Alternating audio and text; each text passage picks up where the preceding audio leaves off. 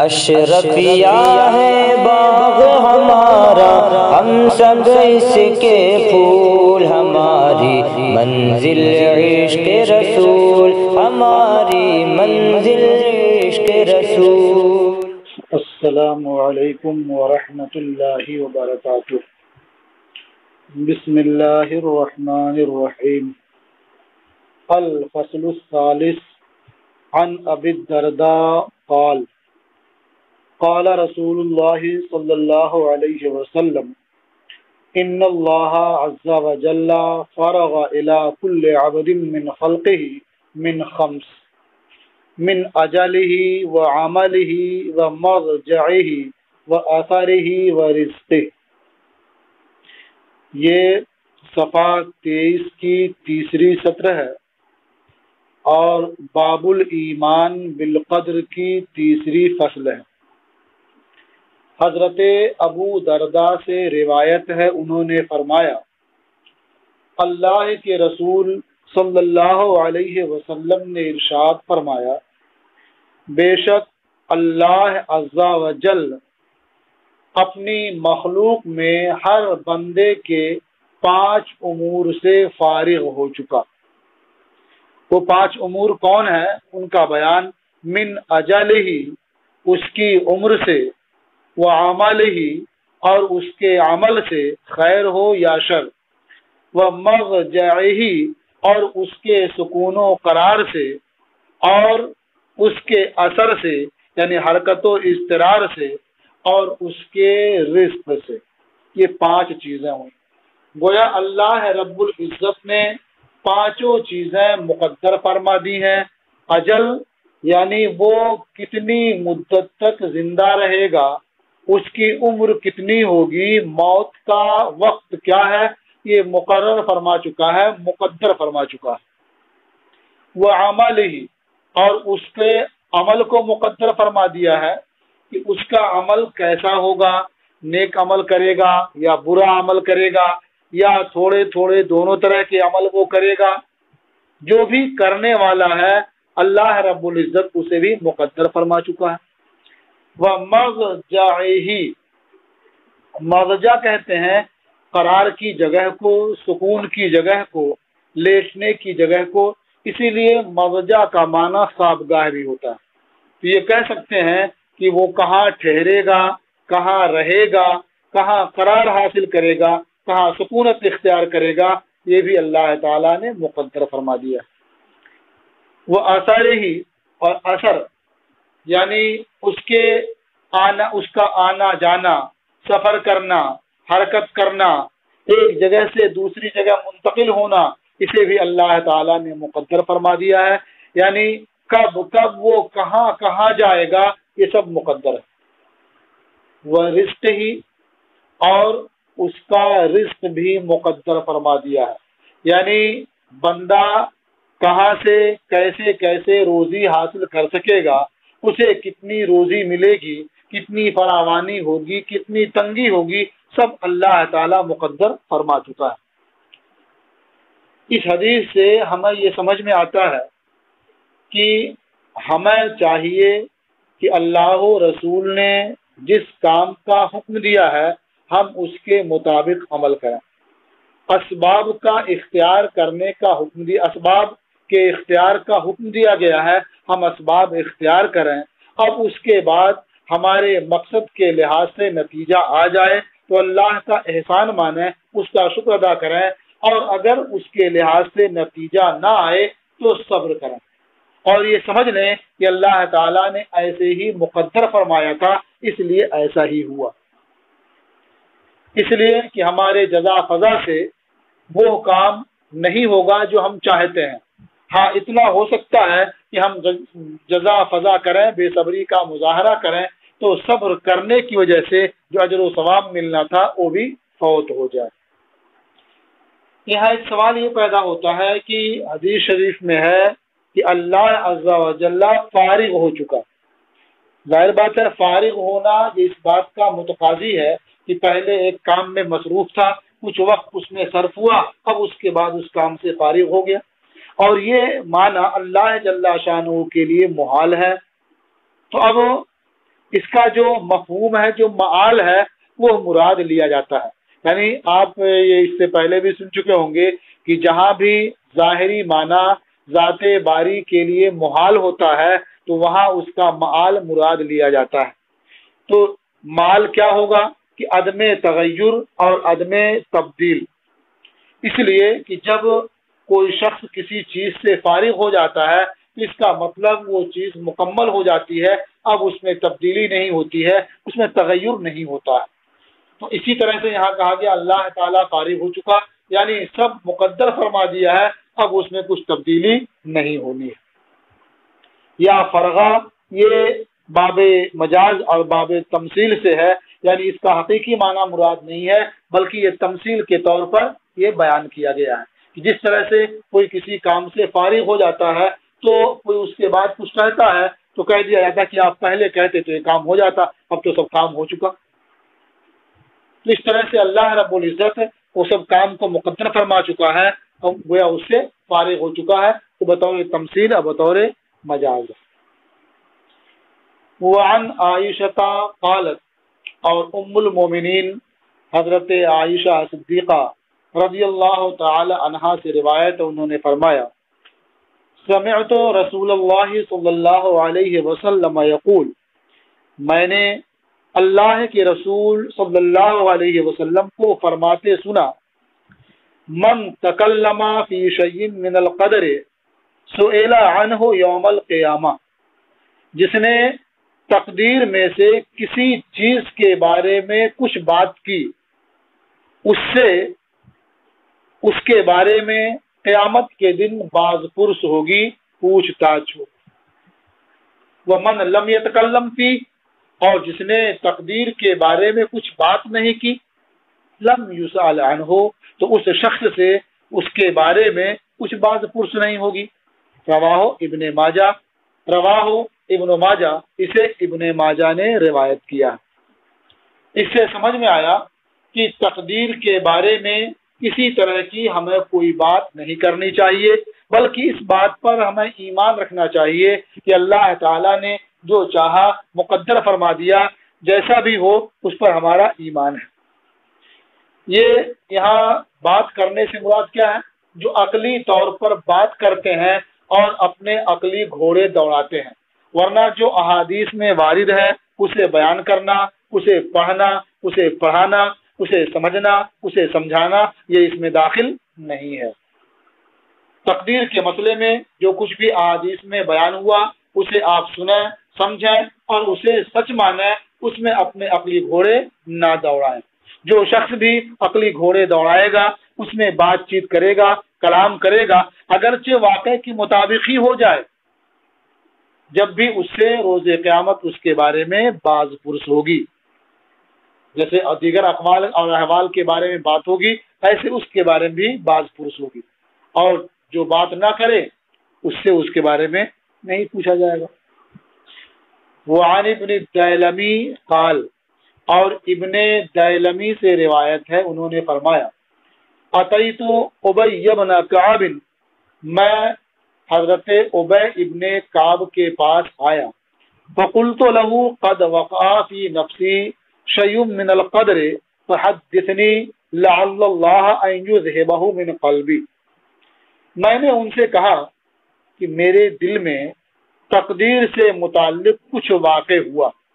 یعنی میرے دل میں تقدیر سے متعلق کوئی شبہہ واقع ہوا ہے، کوئی شبہہ پیدا ہوا ہے، بے چینی اور اضطراب ہے، فحدثنی، تو آپ مجھ سے کوئی حدیث بیان فرمائیں، یعنی اللہ کے رسول صلی اللہ علیہ وسلم کا کوئی کلام بیان فرمائیں، لعل اللہ ان یذهبه من قلبی، شاید اللہ تعالی اسے میرے دل سے دور فرما دے، یعنی اللہ کے رسول صلی اللہ علیہ وسلم کی حدیث سن کر کے وہ شبہہ میرے دل سے ختم ہو جائے، دور ہو جائے، اللہ تعالیٰ فضل فرمائے اور اسے ختم کر دے۔ فقال، تو ابی ابن کعب نے فرمایا لو ان اللہ عز وجل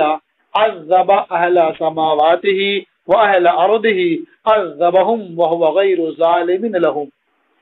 اگر اللہ عز وجل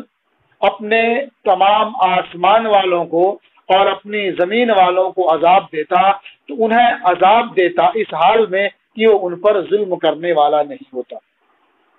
وَلَا رَحِمَهُمْ، اور اگر اللہ ان سب پر رحم کرے تو اس کی رحمت ان کے حق میں بہتر ہوگی من اعمالہم، ان کے اعمال صالحہ سے۔ وَلَوْ أَنفَقْتَ مِثْلَ أُحُدٍ ذَهَبًا فِي سَبِيلِ اللَّهِ، اور اگر تم احد پہاڑ کے برابر اللہ کی راہ میں سونا خرچ کرو، ما قبلہ اللہ منکا، تو اللہ وہ سونا یا وہ خرچ کرنا تیری طرف سے قبول نہیں فرمائے گا، حتی تؤمن بالقدر، یہاں تک کہ تو تقدیر پر ایمان لائے، وتعلم انما اصابک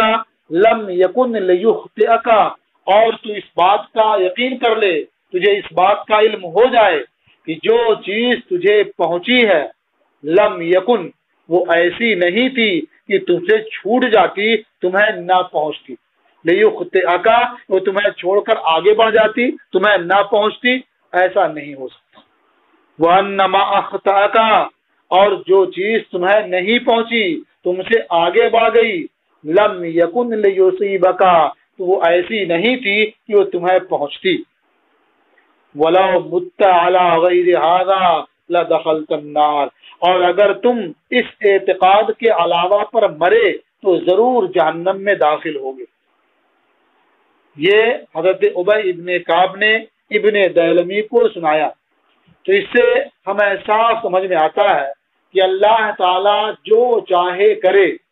اس سے کسی بھی امر کے بارے میں کوئی باز پرس نہیں ہونی ہے، سب اس کی ملکیت ہے، اور وہ جس طرح سے چاہے اپنی ملکیت میں تصرف کرے، اس پر کچھ اعتراض نہیں ہو سکتا۔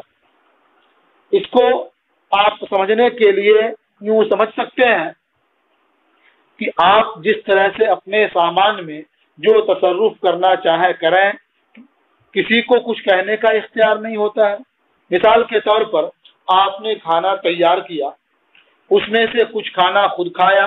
اور کچھ کھانا اپنے گھر کے باہر بیٹھے کتے کو کھلا دیا، کچھ کھانا کسی محتاج اور مسکین کو دے دیا،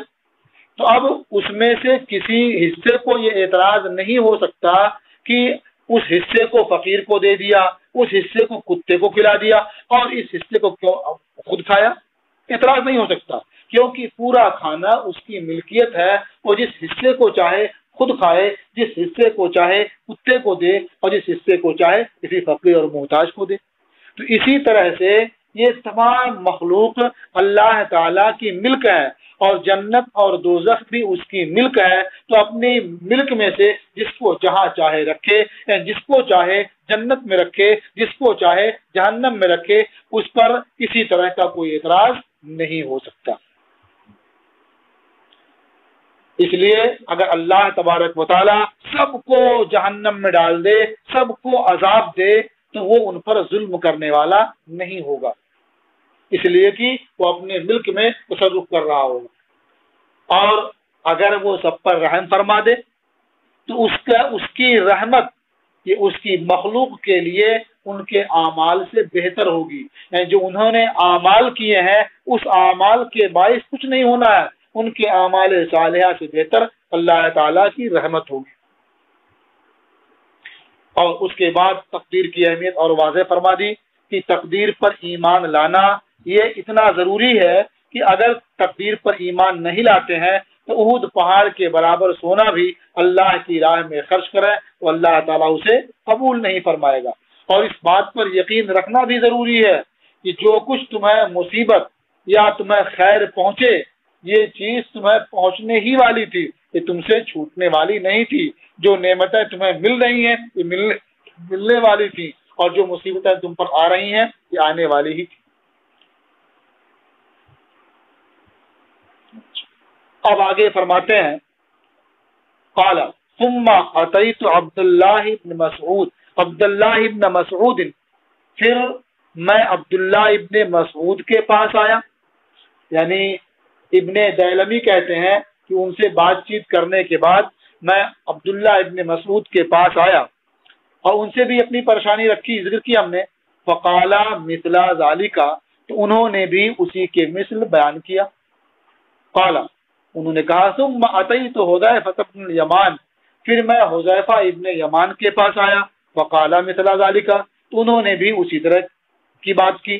ثم اتیت زید بن ثابت پھر میں زید ابن ثابت کے پاس آیا فحدثنی عن النبی صلی اللہ علیہ وسلم مثل ذلك تو انہوں نے مجھ سے نبی کریم صلی اللہ تعالی علیہ وسلم کی روایت سے اسی طرح حدیث بیان کی رواہ احمد و ابو داؤد و ابن ماجہ اسے امام احمد ابو داؤد اور ابن ماجہ نے روایت کیا وعن نافع ان رجلا اتا ابن عمر اور حضرت نافع سے روایت ہے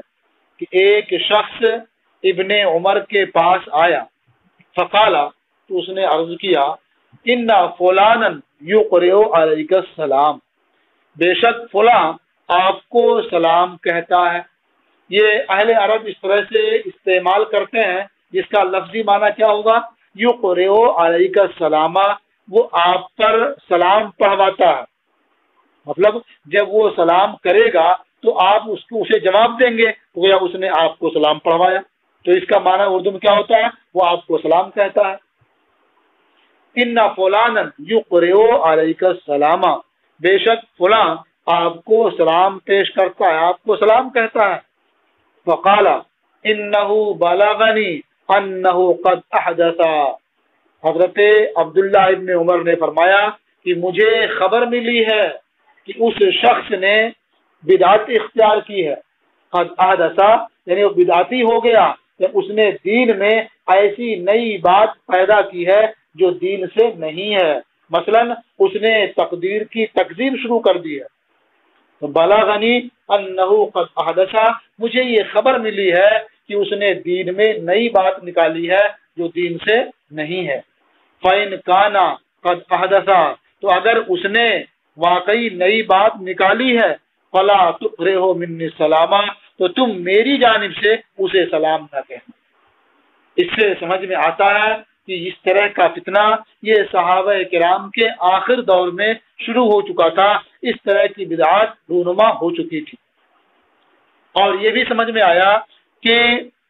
صرف نماز پڑھنا یا روزہ رکھنا ہی کافی نہیں ہے بلکہ جتنے اسلام کے تقاضے ہیں ایمان کے تقاضے ہیں سب کو پورا کرنا ضروری ہے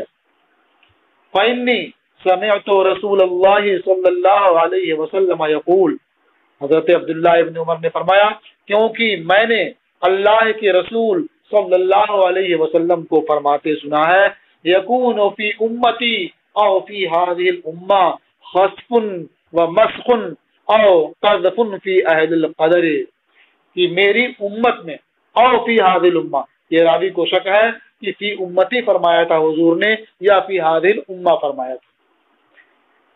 فرماتے ہیں کہ میری امت میں یا اس امت میں خسف اور مسخ ہوگا خسف کا مطلب اللہ کی جانب سے زمین میں دھسا دینا اور مسخ کا مطلب اس کی صورت بگاڑ دینا یعنی جو موجودہ صورت ہے اس سے بری صورت میں اسے بدل دینا یہاں بھی راوی کو شک ہے کہ مسخ فرمایا اور قذف فی عہد یا قذف فرمایا یعنی آسمان سے پتھروں کی بارش ہونا فی اہل القدر یہ فی هذه الامہ کا بیان ہے اسی سے بدل ہے کہ میری امت میں یا اس امت میں اب اس امت سے مراد کیا کس میں فی اہل القدر جو اہل قدر ہیں ان میں جو قدریہ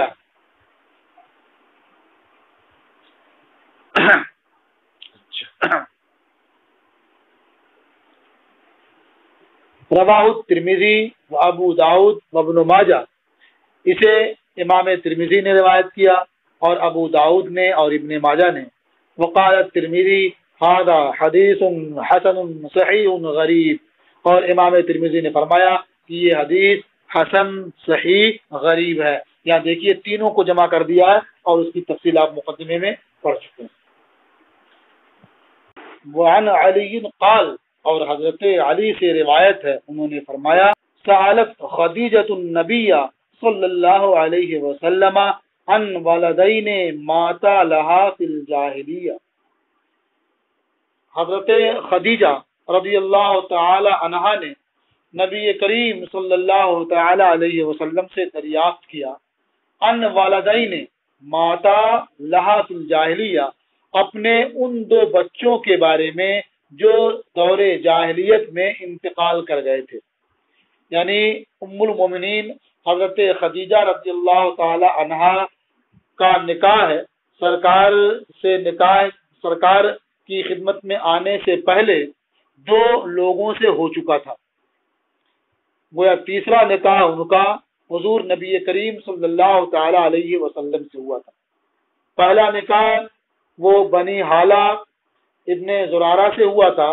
پھر عتیق ابن عائش سے ہوا، پھر اس کے بعد وہ نبی کریم صلی اللہ تعالی علیہ وسلم کے نکاح میں آئیں۔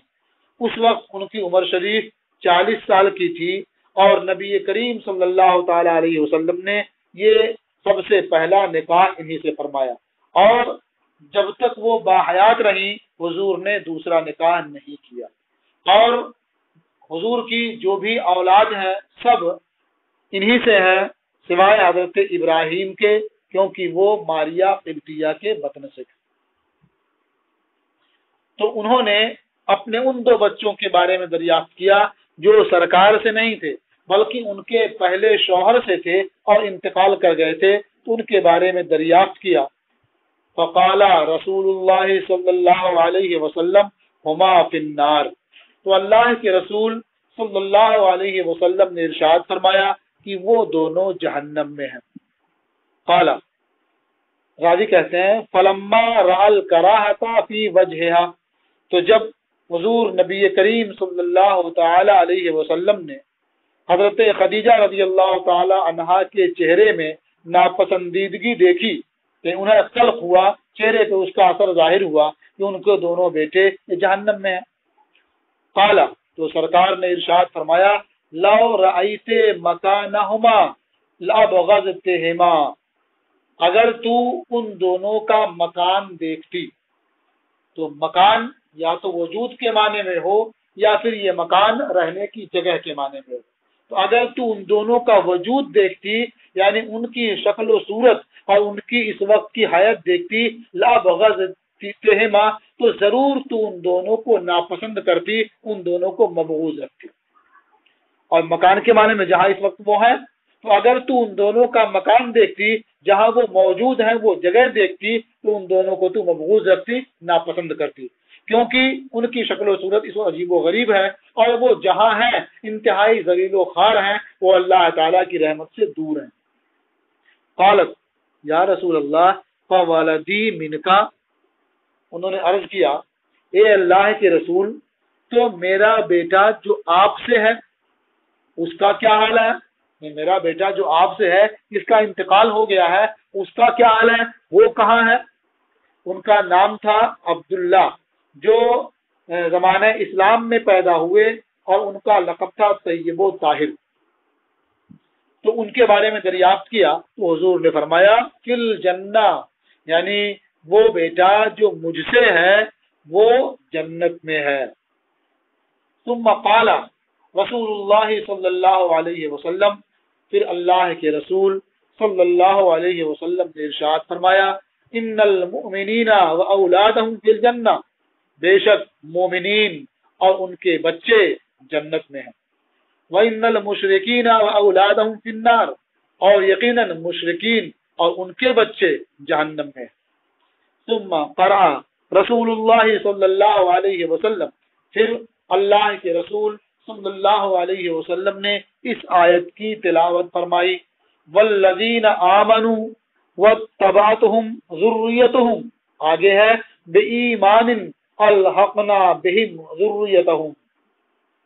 معنی کیا ہوگا اس کا؟ اور وہ جو ایمان لائے اور ان کی اولاد نے ایمان کے ساتھ ان کی پیروی کی، ہم نے ان کی اولاد ان سے ملا دی۔ تو اس سے صاف سمجھ میں آتا ہے کہ جو مومنین ہیں اور ان کی اولاد جو ایمان کے ساتھ ان کی اتباع کرنے والی ہے، پیروکار ہے، وہ سب جنت میں۔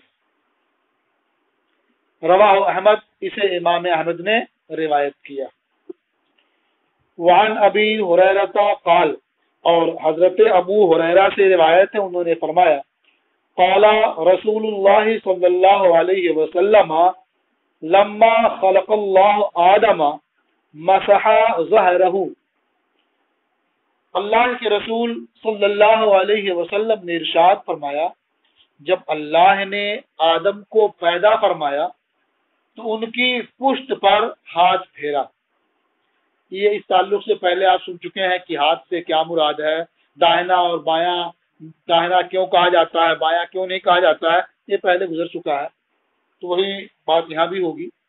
تو اللہ نے ان کی پشت پر اپنا دست قدرت پھیرا، فسقط عن ظہرہ کل نسمۃ هو خالقها من ذریته الى یوم القیامہ، تو آدم کی پشت سے ہر روح نیچے آ گئی جسے اللہ تعالی پیدا فرمانے والا ہے ان کی ذریت میں سے قیامت کے دن تک، روز قیامت تک جسے اللہ تعالی پیدا فرمانے والا ہے ان کی نسل سے، ان کی ذریت سے، اس میں ہر روح نیچے آ گئی، باہر آ گئی۔ وَجَعَلَ بَيْنَ عَيْنَيْ كُلِّ إِنسَانٍ مِّنْهُمْ وَبِيصًا مِّن نُّورٍ، اور اللہ نے ان میں سے ہر انسان کی دونوں آنکھوں کے درمیان نور کی ایک چمک پیدا فرما دی، یعنی ہر انسان کی دونوں آنکھوں کے درمیان نور کی ایک چمک پیدا فرما دی۔ ثم عرضهم على آدم، پھر اللہ نے ان سب روحوں کو، ان سب انسانوں کو آدم کے سامنے پیش کیا۔ فقال اے رب من ہؤلاء، حضرت آدم علیہ السلام نے عرض کیا اے میرے پروردگار یہ کون لوگ ہیں؟ قال ذریتک، اللہ تعالی نے فرمایا یہ سب تیری ذریت ہے، یہ سب تیری نسل سے ہیں، سب تیری اولاد ہیں۔ فرآ رجلا منهم فاعجبه وبئس ما بين عینیہ، تو حضرت آدم نے ان میں سے ایک مرد کو دیکھا جن کے آنکھوں کے درمیان کی چمک انہیں اچھی لگی، انہیں بھا گئی۔ قال اے رب من ھذا، حضرت آدم علیہ السلام نے عرض کیا اے میرے پروردگار یہ کون ہے؟ قال داؤد، اللہ تعالی نے فرمایا یہ داؤد ہے۔ فقال اے رب کم جعلت عمرہ، آدم علیہ السلام نے عرض کیا اے میرے پروردگار تو نے ان کی عمر کتنی مقرر کی ہے، کتنی پیدا فرمائی ہے، کتنی بنائی ہے؟ قال 60 سنہ، اللہ نے فرمایا 60 سال۔ قال رب زدہ من عمری 40 سنہ، حضرت آدم علیہ السلام نے عرض کیا اے میرے رب تو میری عمر سے 40 سال ان کی عمر میں اضافہ کر دے، زد ہو یعنی ان کی عمر کو بڑھا دے 40 سال میری عمر سے۔ قال رسول اللہ صلی اللہ علیہ وسلم، اللہ کے رسول صلی اللہ علیہ وسلم نے ارشاد فرمایا فلمن قضا عمر آدم الا 40، جب حضرت آدم کی عمر پوری ہو گئی سوائے 40 سال کے، یعنی اللہ تعالی نے ان کی عمر جو مقرر فرمائی تھی اس کے بارے میں کہا جاتا ہے کہ 1000 سال تھی، تو صرف 40 سال باقی چھوڑ کر کے پوری عمر ختم ہو گئی، یعنی 960 سال ان کی عمر گزر گئی۔ جاءہ ملک الموت، تو پوری عمر گزرنے کے بعد 40 سال چھوڑ کر کے پوری عمر گزرنے کے بعد ملک الموت ان کے پاس تشریف لائے۔ فقال آدم اولم یبق من عمری 40 سنہ، آدم علیہ السلام نے فرمایا ملک الموت کیا میری عمر سے ابھی 40 سال باقی نہیں ہے؟ قال اولم تعطها ابنک داؤد، ملک الموت نے کہا کیا آپ نے وہ 40 سال عمر اپنے بیٹے داؤد کو نہیں دے دی؟ فجحد آدم، تو آدم نے انکار کر دیا، چونکہ وہ بھول چکے تھے کہ میں نے اتنا اپنے بیٹے داؤد کو دے دیا ہے، وہ بھول گئے تھے، اسی لیے انہوں نے انکار کر دیا۔ فجحدت ذریته، تو جس طرح سے حضرت آدم نے انکار کر دیا اسی طرح سے ان کی ذریت منکر ہوئی، یعنی انکار کی صورت ہے ان کی ذریت میں بھی آ گئی۔ وَنَسِيَ آدَمُ فَأَكَلَا مِنَ الشَّجَرَةِ، اور حضرت آدم بھول گئے تو انہوں نے درخت سے کھا لیا، یعنی اللہ تعالی نے درخت سے کھانے سے منع فرمایا تھا وَلَا تَقْرَبَا هَذِهِ الشَّجَرَةِ، اس درخت کے قریب نہ جانا، تو حضرت آدم علیہ السلام اس ممانعات کو بھول گئے، فَأَكَلَا مِنَ الشَّجَرَةِ، تو انہوں نے درخت سے کھا لیا، فَنَسِيَتْ ذُرِّيَّتُهُ، ان کی ذریت بھی بھول گئی، وَخَطَأَ آدَمُ، اور آدم سے خطا ہوئی، وَخَطَأَتْ ذُرِّيَّتُهُ، اور ان کی ذریت سے بھی خطا ہوئی۔ حضرت آدم علیہ السلام سے خطا کیا ہوئی؟ یہ خطا اجتہادی ہوئی، انہوں نے یہ سمجھا کہ اللہ تعالی نے جو اس درخت کے قریب جانے سے منع فرمایا ہے تو یہ متعین اور مخصوص درخت ہے، اسی سے کھانے سے یا اس کے پاس جانے سے منع فرمایا ہے، باقی اس جنس کے جو دوسرے درخت ہیں اس کا پھل کھانے سے یا ان کے پاس جانے سے منع نہیں فرمایا، تو ان کے اجتہاد میں یہ خطا ہوئی تعین اور تخصیص کی جہت سے، تو ان کی ضروریت میں بھی اس طرح کی خطا ہو جاتی ہے، اور یہ خطا یہ عام امت کے لیے باعث اجر و ثواب بھی ہے، اس لیے کہ صاف کہا گیا کہ جو اجتہاد کے منصب پر فائز ہے اور وہ اجتہاد کرتا ہے، اگر وہ صحت کو پا لیتا ہے تو اس کے لیے دوہرا اجر ہوتا ہے، اور اگر اس سے خطا ہو جاتی ہے تب بھی اسے ایک اجر ملتا ہے، یعنی اجتہاد کرنے کا۔ رواہ ترمذی، اسے امام ترمذی نے روایت کیا۔ وعن ابی الدرداء عن النبی صلی اللہ علیہ وسلم قال، اور حضرت ابو درداء سے روایت ہے، وہ نبی کریم صلی اللہ تعالی علیہ وسلم سے روایت کرتے ہیں، انہوں نے فرمایا خلق اللہ آدم حین خلقہ، اللہ نے آدم کو پیدا فرمایا جس وقت انہیں پیدا کیا، فضرب کتفہ الیمنی،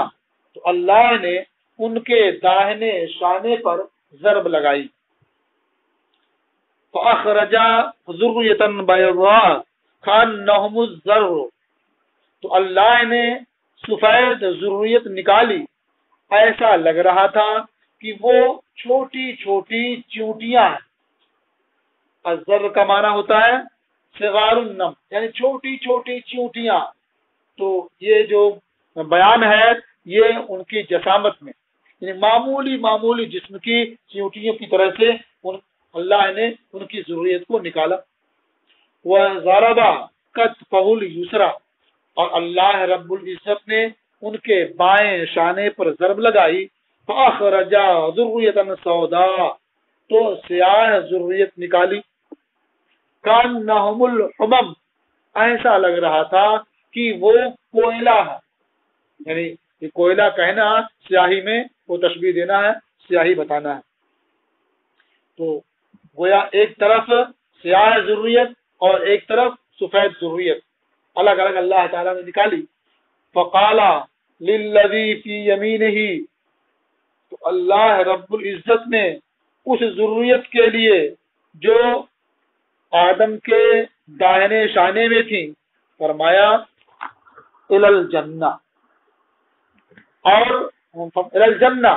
یعنی یہ جنت کی طرف جانے والے ہیں، جنت میں داخل ہونے والے ہیں، ولا ابالی، اور مجھے کوئی پرواہ نہیں۔ وقال للذی فی کتفہ الیسریٰ، اور فرمایا اس کے لیے جو آدم کے بائیں شانے میں تھی الی النار ولا ابالی، یعنی یہ جہنم کے لیے ہے اور مجھے کوئی پرواہ نہیں ہے۔ تو اس میں اس بات کی جانب اشارہ ہے کہ اللہ تعالیٰ پر کچھ بھی واجب نہیں ہے، یعنی جنت میں داخل کرنا یا جہنم میں داخل کرنا یہ اللہ تعالیٰ پر کچھ بھی واجب نہیں ہے، اور یہ جو اعمال ہیں یہ بھی کسی چیز کو واجب نہیں کرتے، بلکہ یہ علامتیں ہیں، یہ ظاہری نشانیاں ہیں کہ اگر اعمال اچھے ہیں، نیک ہیں، تو ظاہر یہ ہوتا ہے کہ اللہ تعالیٰ انہیں جنت میں داخل فرمائے گا، اور اگر اعمال برے ہیں اور وہ گناہ گار ہے تو ظاہر یہ ہے کہ اللہ تعالیٰ اسے جہنم میں داخل فرمائے گا۔ لیکن اس اعمال کے اچھے یا برے ہونے سے اللہ تعالیٰ پر کوئی چیز واجب نہیں ہو جاتی ہے۔ تو جس مخلوق کو اللہ تعالیٰ نے جنت کے لیے پیدا فرمایا ہے وہ بطریق فضل ہے، اور جس گروہ کو اللہ نے جہنم کے لیے بنایا ہے وہ اعلیٰ سبیل العدل ہے، اس پر کسی کو کوئی اعتراض نہیں ہو سکتا۔ رواہ احمد، اس حدیث کو امام احمد نے روایت کیا ہے۔ اس طرح سے یہ تیسری فصل کا یہ صفحہ نمبر 23 مکمل ہو گیا، اور صفحہ نمبر 24 پر بھی آپ نے قریب ایک سطر پڑھ لی۔ اب انشاءاللہ اگلا سبق پھر اس کے بعد آپ سماعت کریں گے۔ السلام علیکم ورحمۃ اللہ تعالی وبرکاتہ۔ اشرفیہ ہے باغ ہمارا، ہم سب اس کے پھول، ہماری منزل عشق رسول، ہماری منزل عشق رسول۔